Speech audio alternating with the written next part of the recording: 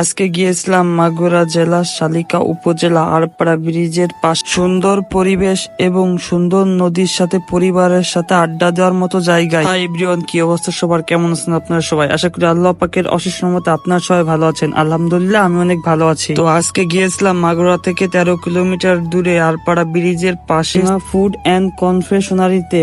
এটি বর্তমানে মাগুরার খুবই জনপ্রিয় একটা স্থান। এটি মাগুরা সহ মাগুরার পার্শ্ববর্তী সকল জেলা থেকে মানুষ আসে এইখানে, কারণ এইখানে নিলিবিলি পরিবেশে বন্ধু বান্ধব এবং পরিবার সহ বসে পড়ে আড্ডা দেওয়া যায়। আর এটি নদীর সাথে হয়, নদীর বিভিন্ন রকমের রূপ দেখা যায়। কখনো কচুরির ফুল পুরো নদী সাজিয়ে তোলে, আবার কখনো আচমকা বৃষ্টির কারণে নদীর পানিতে সবকিছু ভেসে চলে যায়। আজকে ঈদের তৃতীয় দিন, আমি গিয়ে দেখি পুরো রেস্টুরেন্টটি ফুল হয়ে আছে। তারপর আমি উপরে এসে দেখি এক জায়গা ফাঁকা আছে, তো ওখানে কিছু সময় বসে সুন্দর ভিউ উপভোগ করতেছিলাম। কিছুক্ষণের মধ্যে আমার খাবারটা চলে আসে, তো এইগুলোই অ্যাভেলেবেল ছিল, তাই এটাই অর্ডার করছিলাম। তবে আমার মতে বার্গারের দামটা একটু বেশি হয়ে গেছে, তবে ঈদের বলে ঠিক আছে সব।